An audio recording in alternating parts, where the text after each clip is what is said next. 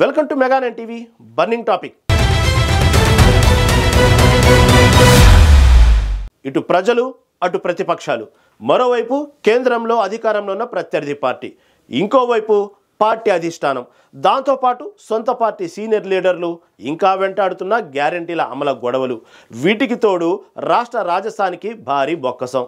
అయినా తగ్గేదిలే అంటూ గంభీరం తగ్గకుండా ఎక్కడ నెగ్గాలో అక్కడే నెగ్గుతూ, ఎక్కడ తగ్గాలో అక్కడే తగ్గటానికి వెనకాడకుండా తాననుకున్న స్వామి కార్యాలు స్వకార్యాలు చక్కబెట్టుకుంటూ ఢిల్లీని గల్లీని సమన్వయం చేస్తూ అక్కడ ఇక్కడ ఇంటా బయట అందరినీ కూడా సంతృప్తి పరుస్తూ రాజనీతితో రాష్ట్రాన్ని పాలిస్తున్న రాష్ట్ర ముఖ్యమంత్రి ఎవరో మెగా నైన్ బర్నింగ్ టాపిక్లో చూద్దాం.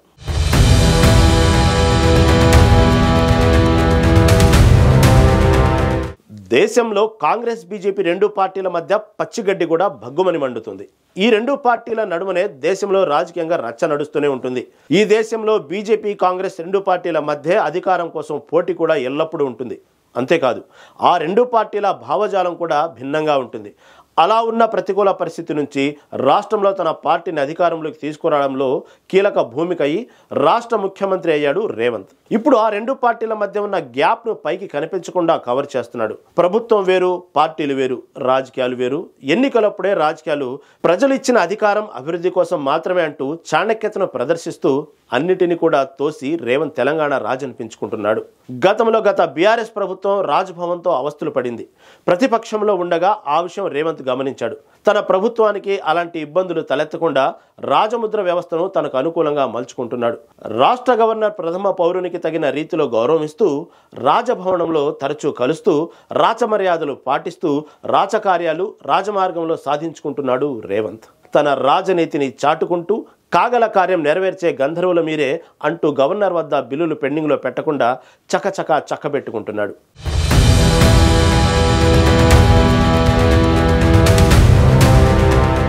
బీజేపీ కాంగ్రెస్ రాజకీయ పార్టీల ప్రత్యర్థులైన ఆ రెండు పార్టీల భావాలు వేరైనా కేంద్రంలో ఉన్న బీజేపీ సర్కారుకు రాష్ట్రంలో ఉన్న కాంగ్రెస్ సర్కారుకి సాప్యతమే లేకపోయినా ఆ పార్టీ పెద్ద అయిన దేశ ప్రధాని నరేంద్ర మోదీతో మాత్రం సఖ్యతగా ఉంటున్నాడు.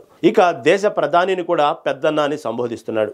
బీజేపీ పార్టీతో కాంగ్రెస్ పార్టీకి బద్ద వైరం ఉన్న ఆ వైఖరిని పక్కన పెట్టి తన తరపున స్నేహహస్తం ఇస్తూనే అక్కడి నుంచి రావాల్సిన వాటా ఇవ్వాలని కేంద్రంలో ఉన్న బీజేపీ ప్రభుత్వ పెద్దల్ని కలుస్తున్నాడు. ఇక తెలంగాణ ప్రజాక్షేత్రంలో బీజేపీ పార్టీని ఎండగొడుతూ ఇటు పార్టీ శ్రేణులను సంతృప్తిపరుస్తున్నారు సీఎం రేవంత్.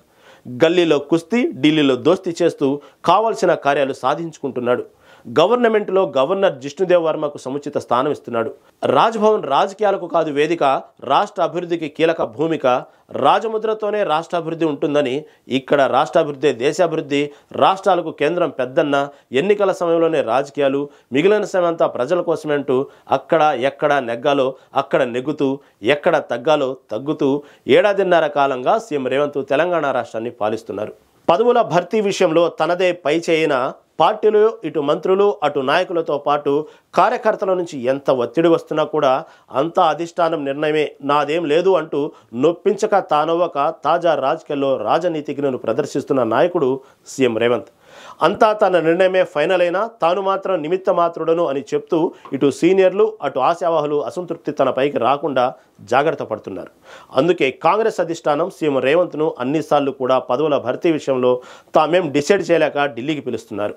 ఇక ఢిల్లీకి వెళ్ళిన గల్లీ కాంగ్రెస్ నాయకులు వెంటాడుతూనే ఉండటంతో అటు తేల్చలేక ఇటు నాంచలేక సతమతమయ్యే సందర్భంలో సొంత పార్టీ నేతల నిందలు తన పైకి రాకుండా అధిష్టానం పైకి నెట్టేస్తున్నాడు సీఎం రేవంత్.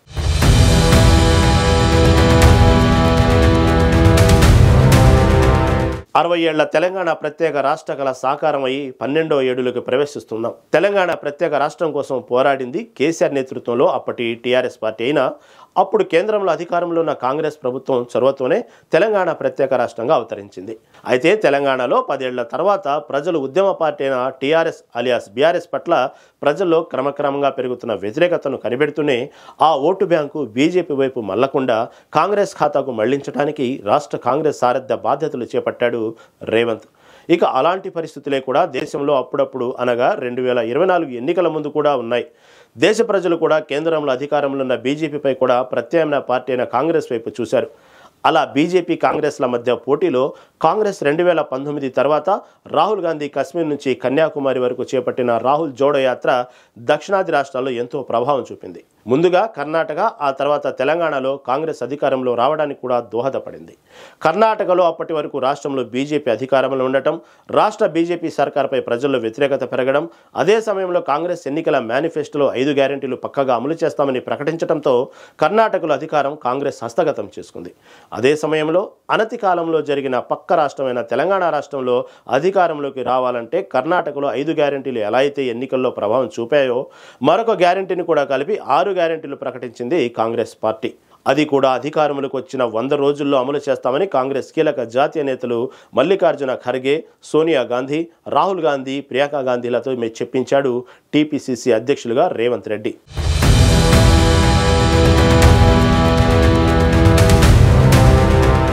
అప్పటి వరకు నువ్వానేనా అన్నట్లు బీఆర్ఎస్ బీజేపీల మధ్య మాత్రమే రాష్ట్రంలో అధికారం కోసం పోటీ అన్నట్లున్న పరిస్థితులను 6 నెలల్లో తారుమారు చేయగలిగాడు రేవంత్. బీజేపీ తెలంగాణలో అధికార బీఆర్ఎస్ పార్టీకి ప్రత్యామ్నాయం అని అప్పటి ఎన్నికలకు ముందు కొన్నాళ్ల వరకు ఉన్న అభిప్రాయాన్ని గమనించి ఆ ప్రచారాన్ని పక్కన పెడుతూ ఇన్నాళ్లు ఇక లెక్క ఇప్పుడు మరో లెక్క అంటూ కేంద్రంలో 10 ఏళ్ల అధికారంలో ఉన్న బీజేపీ పార్టీ, రాష్ట్రంలో అధికారంలో ఉన్న బీజేపీ పార్టీ అంచనాలన్నీ తలకిందులు చేశాడు రేవంత్. టీపీసీసీ అధ్యక్షుడిగా మాటల మాంత్రికుడు రేవంత్ 6 గ్యారెంటీలను అతి తక్కువ సమయంలో ప్రజల్లోకి తీసుకెళ్లగలిగారు. అలా 3వ స్థానంలో ఉన్న కాంగ్రెస్ ను మొదటి స్థానంలోకి, మొదటి స్థానంలో ఉన్న బీఆర్ఎస్ ను 2వ స్థానంలోకి, మొదటి స్థానంలోకి వస్తుందనుకున్న బీజేపీని 3వ స్థానానికి పరిమితం చేయగలిగాడు. అందుకే తెలంగాణ ముఖ్యమంత్రి అయ్యాడు రేవంత్. తెలంగాణ కాంగ్రెస్లో ఎంతో మంది సీనియర్లున్న సీఎం రేవంత్ కావాలని వారితోనే చెప్పించి ఏకాభిప్రాయం సాధించడమే రేవంత్ రాజనీతి. తెలంగాణ కాంగ్రెస్లోకి, టీడీపీ నుంచి కాంగ్రెస్లోకి వచ్చిన అనతి కాలంలోనే టీపీసీసీగా పదవి బాధ్యతలు చేపట్టడం అప్పుడున్న పరిస్థితుల్లో సవాలే అయినా ఆ సవాల్ను ఛాలెంజ్గా స్వీకరించాడు. అప్పటి వరకు కాంగ్రెస్ ఖతం అయిపోయింది అనే ప్రతికూల పరిస్థితుల నుంచి కాంగ్రెస్కు అనుకూలంగా మలచగలిగాడు. తెలంగాణలో తన సారథ్యంలో కాంగ్రెస్ను అధికారంలోకి అతి తక్కువ సమయంలో తీసుకురావడంలో సక్సెస్ అయ్యాడు రేవంత్. కనుకనే పార్టీలో 3-4 దశాబ్దాల నుంచి సీనియర్లు ఉన్నా, సీనియర్లకు మాత్రమే పార్టీ పదవులు ఇచ్చే సంస్కృతి ఉన్నా వాటన్నిటిని కూడా పక్కన పెట్టేలా అధిష్టానంను ఒప్పించి మెప్పించి మొదట పార్టీ పగ్గాలు చేపట్టాడు. ఆ తర్వాత ఈ తక్కువ కాలంలో కాంగ్రెస్ పార్టీని అధికారంలోకి తీసుకురాగలిగారు Revanth. That is Revanth mark రాజనీతి. ఇక తెలంగాణ సీఎంగా పదవి బాధ్యతలు స్వీకరించే క్రమంలో తనతో పాటు మరో 11 మంది కాంగ్రెస్ హేమీలు, కాంగ్రెస్ సీనియర్లను క్యాబినెట్లోకి తీసుకున్నారు రేవంత్. కాంగ్రెస్ అధికారం చేపట్టే మెజార్టీ సీట్లు సాధించగానే సీఎం పదవి కోసం కొంత హైడ్రామా నడిచింది. ముఖ్యమంత్రి పదవి కోసం సీనియర్లు పోటీ పడ్డారు. గెలిచిన 63 ఎమ్మెల్యేలలో 40 మంది రేవంత్ టీం కావడంతో సీఎం రేసులో ముందు నిలిచాడు రేవంత్. అప్పుడు కూడా కర్ణాటక ఉప ముఖ్యమంత్రి అయిన డీకే శివకుమార్ నేతృత్వంలో అప్పుడు సీఎం పదవిపై రేగిన తుఫాన్ను టీకప్పులో తుఫాన్లాగా చాలా ఈజీగా సీఎం అభ్యర్థి రేవంత్ మాత్రమే అనే ఏకాభిప్రాయం సాధించగలిగారు. అలా పార్టీ చీఫ్గా ఉన్న రేవంత్ చీఫ్ మినిస్టర్ అయ్యాడు. 6 నెలలు కూడా సీఎం పదవిలో రేవంత్ను కొనసాగనియరు. ఆ పార్టీ సీనియర్లు ముందుకు కదలకుండా కాళ్లు పట్టుకుని గుంజి లాగేస్తారు, సీఎం పదవి నుంచి దింపేస్తారు, ప్రభుత్వం కూడా 6 నెలలు కూడా మనలేదు అని ప్రతిపక్షాలు చేసిన ప్రచారాన్ని తిప్పికొట్టారు రేవంత్.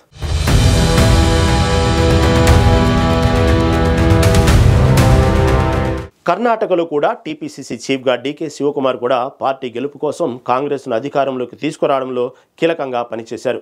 కానీ పార్టీలో సీనియారిటీ ప్రకారం మాత్రం ముందుగా 2.5 ఏళ్లకు సిద్ధరామయ్య సీఎంగా, 2.5 ఏళ్ల తర్వాత డీకే శివకుమార్ సీఎం పదవిలో ఉండేలా అధిష్టానం కర్ణాటక కాంగ్రెస్లో ఆధిపత్య పోరు సమస్య తలెత్తకుండా అక్కడ సెటిల్ చేసింది. అయితే తెలంగాణలో అంతమంది సీనియర్లు కాంగ్రెస్లో ఉన్నా కర్ణాటకలోలా కాకుండా తెలంగాణకు తానొక్కడే ఫుల్ టైం సీఎంగా 5 ఏళ్ల పూర్తికాలం ఉండేలా సీఎం పదవి మరొకరు పోటీలో ఉండకుండా ఆ మాటే తెలంగాణలో తలెత్తకుండా జాగ్రత్త పడ్డాడు రేవంత్.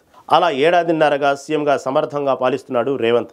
ఇక 5 ఏళ్ల కాలం మాత్రమే కాదు, ఇంకో దఫా కూడా తెలంగాణలో కాంగ్రెస్ ప్రభుత్వమే అధికారంలో ఉంటుంది. వచ్చే ఎన్నికల్లో కాంగ్రెస్ పార్టీని మరోసారి అధికారంలోకి వస్తుంది. అప్పుడు కూడా తానే సీఎంగా ఉంటాను, 4వ నగరంగా నిర్మిస్తాను, మూసీ ప్రక్షాళన చేస్తాను, హైదరాబాద్ను ఫ్యూచర్ సిటీగా, తెలంగాణను ఫ్యూచర్ స్టేట్గా మారుస్తా, తెలంగాణ పక్క రాష్ట్రాలతో పోటీ పడదు, ప్రపంచంతోనే మాకు పోటీ అని చెప్తూ ఏడాదిలో ప్రజాప్రభుత్వం మాది, ప్రజాపాలన మాది అంటూ తెలంగాణ రైజింగ్ స్లోగన్తో రాకెట్ స్పీడ్తో దూసుకెళ్తున్నారు సీఎం రేవంత్. అమెరికా దావోస్కు 2 పర్యాయాలు ముఖ్యమంత్రి హోదాలో వెళ్ళొచ్చాడు.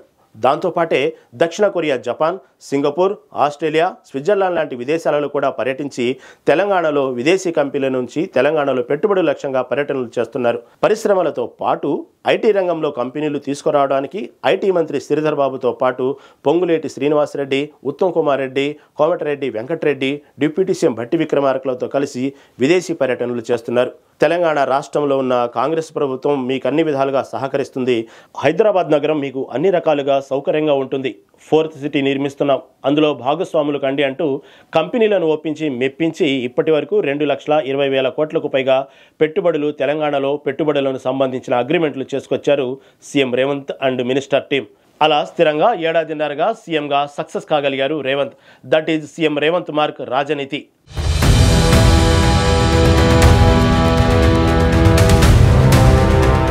అయితే అధికారంలోకి వచ్చిన కాంగ్రెస్ ప్రభుత్వం రాష్ట్రంలో అధికారం చేపట్టాక అసలు రాష్ట్ర ఆర్థిక పరిస్థితి దోహదపడింది సీఎం రేవంత్కు. గతంలో ప్రతిపక్షంలో గగ్గోలు పెట్టిన కాంగ్రెస్కు టీపీసీసీ చీఫ్గా ఆరోపణలు చేసిన రేవంత్కు సీఎం అయ్యాక ఆర్థిక కష్టాలు అర్థమయ్యాయి. ఉద్యమ పార్టీ బీఆర్ఎస్ 10 ఏళ్లు రాష్ట్రంలో అధికారంలో చలాయించి మిగులు బడ్జెట్ రాష్ట్రంగా ఉన్న తెలంగాణ రాష్ట్రాన్ని అప్పుల కుప్పగా చేసిందని అవగతమైంది. అదే సమయంలో 6 గ్యారెంటీలు అమలు చేయడం కూడా అసాధ్యమని తేలింది. ముందు నుయ్యి వెనక గొయ్యి అన్న చందనంగా ఉన్న ఆర్థిక పరిస్థితుల నుంచి ఎలా గట్టెక్కాలో తెలియక సతమతమయ్యాడు రేవంత్. రాష్ట్ర ఖజానాలో లంకె బిందులు లేవు, ఖాళీ కుండలు ఉన్నాయని సీఎంగా కామెంట్ చేశారు. రాష్ట్ర ఆర్థిక పరిస్థితి పట్ల కుండ బద్దలు కొట్టినట్టుగా ప్రజలకు ఓ మెసేజ్ అయితే ఇచ్చేశాడు. అయితే రాష్ట్ర ముఖ్యమంత్రి స్థానంలో ఉన్న వ్యక్తి రాష్ట్ర ఆర్థిక వ్యవస్థపై అలా మాట్లాడడం సరికాదు అని బీఆర్ఎస్, బీజేపీలు ఎద్దేవా చేసినా చివరకు సొంత కాంగ్రెస్ పార్టీలో కూడా కొందరు అసహనం, అసంతృప్తి బయటకు కనబడనీయకుండా వ్యక్తం చేసిన రేవంత్ మాత్రం రాష్ట్ర ఖజానా దివాళా తీయడానికి తెలంగాణని 10 ఏళ్లు అధికారం చలాయించిన బీఆర్ఎస్ మాత్రమే బాధ్యత అని ప్రత్యక్షంగా ప్రజలకు తెలియజేసే కార్యక్రమంకు శ్రీకారం చుట్టాడు. కాంగ్రెస్ పార్టీ ఎన్నికల మేనిఫెస్టోలో ఇచ్చిన 6 గ్యారెంటీలు 100 రోజుల్లో అమలు చేయడానికి సిద్ధంగా ఉంది. కానీ బీఆర్ఎస్ ప్రభుత్వ హయాంలో చేసిన 7-8 పక్షాల కోట్ల అప్పులున్నాయి.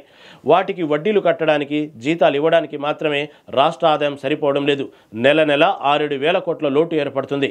ఆ లోటు పూడ్చడానికి మళ్లీ కాంగ్రెస్ ప్రభుత్వం అప్పులు చేయాల్సిన ఆగత్యం ఏర్పడుతుందని ఎప్పటికప్పుడు అటు అసెంబ్లీ ఉభయ సభల వేదికగా, ఇటు ప్రజాక్షేత్రంలో బహిరంగ సభల వేదికలపై నుంచి సీఎంగా తాను చెప్తూ మంత్రులతో కూడా ఎక్కడికక్కడ చెప్పిస్తున్నారు. అలా 6 గ్యారెంటీల ఊసెత్తకుండా ప్రతిపక్షాలపై ఎదురుదాడి చేస్తున్నారు సీఎం రేవంత్.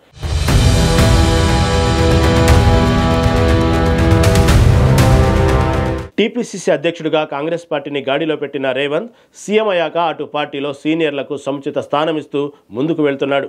టీపీసీసీ చీఫ్ పదవి విషయంలో కూడా 4-5 పోటీ పడినా తనకు అనుకూలమైన వ్యక్తినే టీపీసీసీగా నియామకమయ్యేలా అధిష్టానంను ఒప్పించి మెప్పించి అక్కడ ఇక్కడ ఎలాంటి అసంతృప్తి బయట రాకుండా, ఎవరిని నొప్పించకుండా అందరినీ మెప్పించి పార్టీ బాధ్యతలు కూడా తన అనుచరుడైన మహేష్ కుమార్ గౌడ్కు ఆ బాధ్యతలు చేపట్టేలా చేయగలిగారు సీఎం రేవంత్. ఇక తన మాటే ఫైనల్ అయినా నాదేం లేదు, అధిష్టానం నిర్ణయమే ఫైనల్ అంటూ, అధిష్టానం నిర్ణయమే శిరోధార్యం అంటూ ఎవరిని ఏ పదవిలో నియమించినా నాకు ఓకే అంటున్నాడట పైకి, కానీ లోపల మాత్రం తన మాటని నెగ్గించుకుంటున్నాడనే టాక్.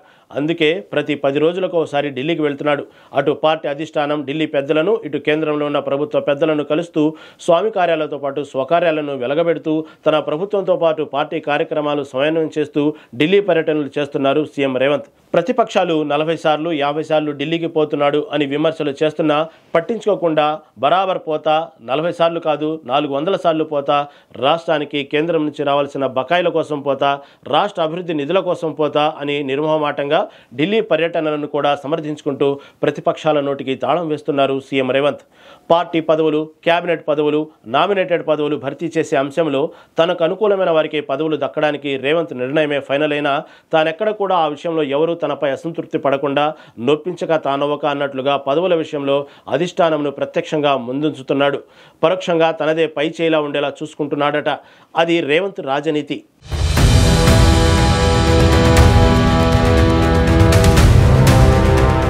రాష్ట్రం కోసం 14 ఏళ్లుగా ఉద్యమం చేసిన కేసీఆర్కు తెలంగాణ జనం ఉద్యమ సమయంలో నీరాజనం పలికారు. టీఆర్ఎస్ పార్టీని తెలంగాణ ఇంటి పార్టీగా భావించారు. కేసీఆర్తో సహా టీఆర్ఎస్ అభ్యర్థులను తెలంగాణలో 2 సార్లు ఓట్లేసి ఎన్నికల్లో గెలిపించారు. సర్పంచ్ దగ్గర నుంచి ఎంపీటీసీ, ఎంపీపీ, జెడ్పీటీసీలతో పాటు ఎమ్మెల్యేలుగా, ఎంపీలుగా, ఎమ్మెల్సీలుగా అందరినీ ఆదరించారు, ఎన్నికల్లో గెలిపించారు. ఫలానా అభ్యర్థి టీఆర్ఎస్ పార్టీ క్యాండిడేట్ అని కేసీఆర్ నోటెంట ఒక్క మాట వెలువడితే చాలు ఆ క్యాండిడేట్ ఆ ఎన్నికల్లో ప్రజలు ఓట్లే భారీ మెజార్టీతో గెలవడం జరుగుతూ వచ్చింది. అయితే అప్పటికే టీడీపీ ప్రభుత్వంలో కేసీఆర్ ఉన్నారు. ఎమ్మెల్యేలుగా డిప్యూటీ స్పీకర్గా ఆ 2 పదవులతో పాటు టీడీపీ పార్టీకి కూడా రాజీనామా చేశారు. తెలంగాణ ప్రత్యేక రాష్ట్ర సాధనకు టీఆర్ఎస్ పార్టీని 2001లో స్థాపించారు. ప్రజల ప్రత్యేక రాష్ట్ర ఆకాంక్షను ప్రజాస్వామ్య పద్ధతిలో 14 ఏళ్ల కాలం పాటు ఉద్యమం ద్వారా తెలియజేశారు. 2001 నుంచి 2014 వరకు జరిగిన ఎన్నికలు, ఉప ఎన్నికలలో టీఆర్ఎస్ పార్టీ నిలిపిన అభ్యర్థులను ప్రజలు గెలిపించారు. అలా గల్లీ నుంచి ఢిల్లీ వరకు ప్రజలను మమేకపరిచి తెలంగాణ గళం వినిపించారు కేసీఆర్ తెలంగాణ ప్రజల తెలంగాణ ప్రత్యేక రాష్ట్ర ఆకాంక్షను కూడా కేసీఆర్ గుర్తించారు. ప్రజలు కూడా కేసీఆర్ పదవులను తృణప్రాయంగా త్యజించడం, తెలంగాణ ప్రత్యేక రాష్ట్ర ఉద్యమం కోసం పార్టీ స్థాపించడం, ప్రత్యేక తెలంగాణ రాష్ట్రం కోసం 11 రోజులు ఆమరణ నిరాహార దీక్షకు పూనుకోవడం, తెలంగాణ వచ్చుడో కేసీఆర్ సచ్చుడో అనే నినాదం కూడా లేవనెత్తడం కూడా గుర్తించారు. అలా తెలంగాణ ప్రజలకు కేసీఆర్కు నడుమ టీఆర్ఎస్ అనే పేగుబంధం లాంటి అనుబంధం ఏర్పడింది. 2004 ఎన్నికల ప్రచారంలో సోనియా గాంధీ కూడా కరీంనగర్లో తెలంగాణ ప్రజలకు మాట ఇవ్వడం, అదే మాటకు కట్టుబడి ఉండటమే కాకుండా సోనియా తెలంగాణ ప్రజలకు ఇచ్చిన మాట నెరవేర్చారు. 2014 సమయంలో కేంద్రంలో అధికారంలో కాంగ్రెస్ ప్రభుత్వం పార్లమెంట్లో తెలంగాణ బిల్లు ప్రవేశపెట్టారు. బీజేపీ చిన్నమ్మగా పిలువబడే సుష్మా స్వరాజ్ కూడా బిల్లుకు మద్దతు ఇచ్చారు. అడగనిది అమ్మ అయినా పెట్టదు. అలా కేసీఆర్ తెలంగాణ రాష్ట్రవాదాన్ని ఎత్తుకున్నారు. కొందరు విద్యార్థులు కూడా ఆత్మ బలిదానాలకు పాల్పడ్డారు. ఇక తొలిదశ తెలంగాణ ఉద్యమంలో 1200 మంది విద్యార్థులు బలవడం జరిగిన తెలంగాణ రాష్ట్ర కళ సాకారం కాలేదు. ఇక మలిదశలో కూడా అలాంటి బలవన్మన్నాళ్లు వద్దని తెలంగాణ మేమిస్తామంటూ సోనియా ప్రకటించారు. అలా సోనియా గాంధీని తెలంగాణ కళను నెరవేర్చినందుకు, తెలంగాణ ఇచ్చినందుకు కృతజ్ఞతగా తెలంగాణ తల్లిగాను దేవతగా అభివర్ణించారు కాంగ్రెస్ శ్రేణులు. అలా తెలంగాణ రాష్ట్ర కళ సాకారమైంది. అయితే ఉద్యమ పార్టీ నాయకుడు కేసీఆర్ కూడా బీఆర్ఎస్ శ్రేణులు తెలంగాణ జాతిపిత అంటున్నారు. ఇక అదే క్రమంలో 10 ఏళ్లు కూడా కేసీఆర్ను సీఎంగా బీఆర్ఎస్ను అధికారంలోకి ఉండేలా ఆశీర్వదించారు. అయితే 10 ఏళ్ల తర్వాత ఓడలు బళ్ళు ఓడలైనట్లుగా బీఆర్ఎస్ అధికారంలో నుంచి ప్రతిపక్షానికి పరిమితం చేశారు. ప్రతిపక్షంలో ఉన్న కాంగ్రెస్ను అధికారం కట్టబెట్టారు. తెలంగాణ ప్రజలు మార్పు కోరారు కాబట్టి ఆ మార్పును కాంగ్రెస్ సీఎంగా ప్రమాణ స్వీకారం చేసే వేదిక నుంచి ప్రజాప్రభుత్వం ప్రమాణ స్వీకారం అనే చెప్పే ప్రయత్నం చేశారు సీఎం రేవంత్. ప్రగతి భవన్ ముందున్న కంచెలు తొలగించారు. ప్రజాభవన్గా ప్రగతి భవన్ పేరు మార్చారు. ఇండియా పార్క్ వద్ద తీసిన ధర్నా చౌక్ పునరుద్ధరించారు. 6 గ్యారెంటీలలో మొదటి 2 గ్యారెంటీల సీఎంగా ఫైలుపై తొలి సంతకం చేశారు. మర్నాడే అసెంబ్లీ నిర్వహించారు. అలా దూకుడుగా దూసుకెళ్లే ప్రయత్నంలో రాష్ట్ర ఆర్థిక పరిస్థితి రేవంత్ దూకుడుకు కళ్ళెం వేసిందనే చెప్పొచ్చు. మొదట ఆర్థిక వ్యవస్థను గాడిలో పెట్టే పనిలో పడుతూనే రాష్ట్రానికి అప్పుల భారం మోపిన బీఆర్ఎస్ను ప్రజాక్షేత్రంలో దోషిగా నిలబెట్టే పనిలో పడ్డారు సీఎం రేవంత్. అలా 6 గ్యారెంటీలపై అటెన్షన్ను బీఆర్ఎస్ పైకి డైవర్ట్ చేస్తూ విమర్శలు చేస్తున్న బీజేపీ బీఆర్ఎస్లపై ప్రతి విమర్శలు చేస్తూ ప్రశ్నకు ప్రశ్నే సమాధానం అంటూ ప్రజల దృష్టిని మళ్లించగలిగాడు సీఎం రేవంత్.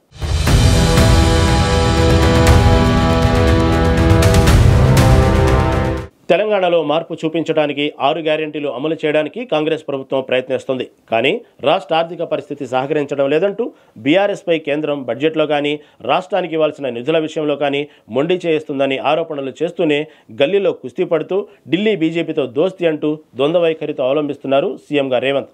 అంతటితో ఆగకుండా నాదేం లేదు, మొత్తం మీరే చేశారు, అంతా మీదే, నా వరకు నేను ఎక్కడ కాంగ్రెస్ పార్టీని ఇచ్చిన ఎన్నికల హామీలు 6 గ్యారెంటీలు అమలు చేయడంలో ఎక్కడ తగ్గను అంటూనే ఎక్కడ తగ్గాలో అక్కడ తగ్గుతూ, ఎక్కడ నెగ్గాలో అక్కడ నెగ్గుతూ, నొప్పించక తానవ్వక అందరినీ సమన్వయం చేస్తూ ప్రజాప్రభుత్వం మాది ప్రజాపాలన చేస్తున్నాం, ఎక్కడా తగ్గేదిలే అంటూ లోపల కష్టాలు ఉన్న గంభీరం ప్రదర్శిస్తూ చుట్టూ ఉన్న ప్రతికూల పరిస్థితులను తనకు అనుకూలంగా మలుచుకొని ఏడాదిన్నరగా అందరినీ కలుపుకుపోతున్నాడు. బలమైన ప్రతిపక్షాలు, అంతకంటే బలవంతులైన ప్రజలు, సీనియర్లు ఎప్పుడు కూడా సీఎం సీటుపై కన్నేసే ప్రమాదం ఉన్నా, పార్టీలో నాయకుల పదవుల పట్ల అసంతృప్తి ఉన్నా అన్నిటినీ క్షుణ్ణంగా పరిశీలిస్తూనే పర్యవేక్షిస్తూనే అప్రమత్తంగా ఉంటున్నారు. ప్రతి నిత్యం ప్రజలకు అందుబాటులో ఉంటూ సీఎంగా గత ప్రభుత్వం కన్నా తమ కాంగ్రెస్ ప్రభుత్వం పాలన, ప్రజాపాలనని ప్రజలకు చేరవేసే పనిలో సక్సెస్ అవుతున్నారు.